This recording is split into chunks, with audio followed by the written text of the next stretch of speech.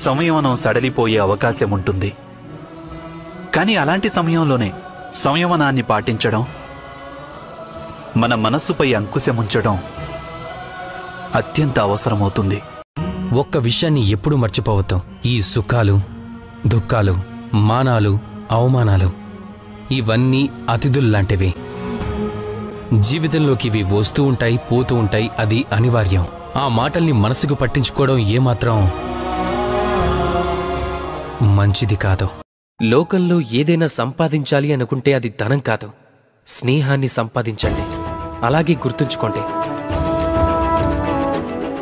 ఒకవేళ ఈ లోకంలో స్నేహం చెయ్యటమే మీ అతిపెద్ద బలహీనత అయితే అప్పుడు మీరు ఈ లోకంలోనే అత్యంత శక్తివంతులవుతారు.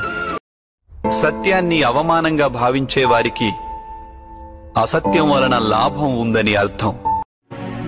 కర్మ సిద్ధాంతానికి ఇదే తాత్పర్యం సఖీ.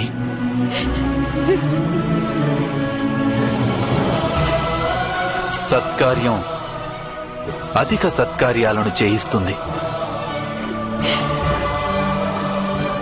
దుష్కార్యం అధికాధికంగా దుష్కార్యాలను చేయిస్తుంది.